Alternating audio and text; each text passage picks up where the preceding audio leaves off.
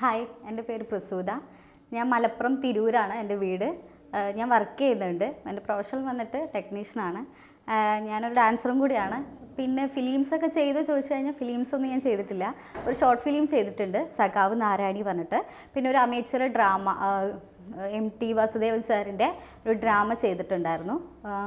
പിന്നെ അതിൽ കൂടുതലുള്ള വലിയൊരു എക്സ്പീരിയൻസും കാര്യമൊന്നും എനിക്കില്ല, ആയി വരുന്നേ ഉള്ളൂ.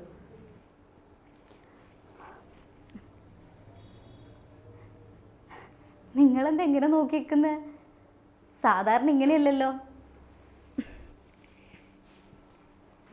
അമ്മയുടെ ദിവ്യ, നീ എന്തൊന്നും മിണ്ടാത്തേ?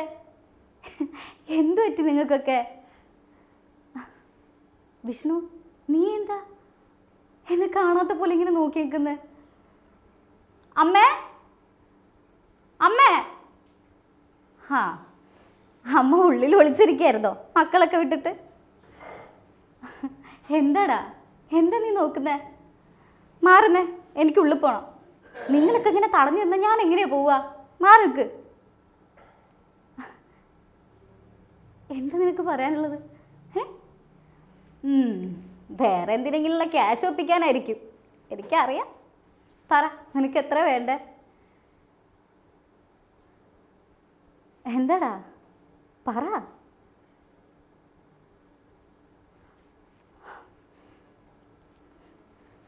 വിഷ്ണു, വേണ്ട, നിർത്തിക്കോ. നിന്നോട് ഞാൻ പറഞ്ഞതല്ലേ, ആ കാര്യം നീ വീണ്ടും വീണ്ടും എന്തിനാ നീ എടുത്തിടണേ? എനിക്ക് ഇഷ്ടമല്ല ആ ബന്ധം.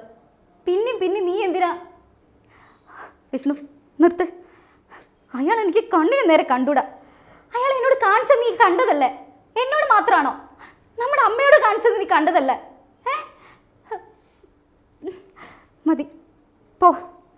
ഇനി ആ കാര്യം പറഞ്ഞ് നീ ഇവിടെ നിൽക്കണ്ട, പോ. വിഷ്ണു,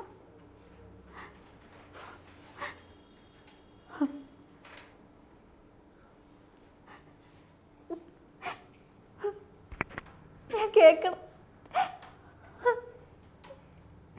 ദിവ്യ, നീ എന്നെ നിങ്ങൾക്ക് വേണ്ടിയല്ല ഞാൻ ഇത്രയും ജീവിച്ചേ.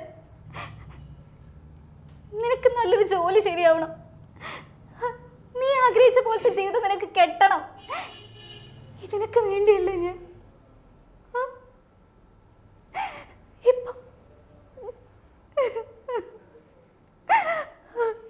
ഇപ്പൊ ഞാൻ എന്റെ കാര്യം മാത്രം നോക്കി ജീവിക്കുന്ന ഒരാളായി അല്ലേ?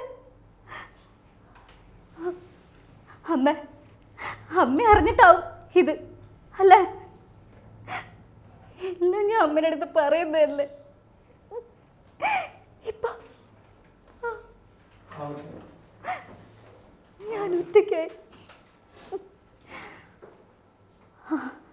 വേണ്ട, എന്റെ കാരണം നിങ്ങളുടെ ജീവിതം ഇല്ലാണ്ടാവണ്ട. അയാളെ വയസ്സൊന്നും എനിക്ക് പ്രശ്നമല്ല, നിങ്ങളൊക്കെയാണ് എപ്പോഴും. അതിനു വേണ്ടിയാണ് ഞാൻ ജീവിച്ചത്. നിങ്ങളുടെ ജീവിതം നന്നാവണം, നിങ്ങളൊക്കെ സേഫാക്കി നിർത്തണമെന്ന് ആഗ്രഹിച്ചു. വേണ്ട, എനിക്കിപ്പോ പേടിയാ. എൻ്റെ അമ്മയെ കെട്ടിപ്പിടിക്കാൻ പോലെ എനിക്ക് പേടിയാ. വേണ്ട.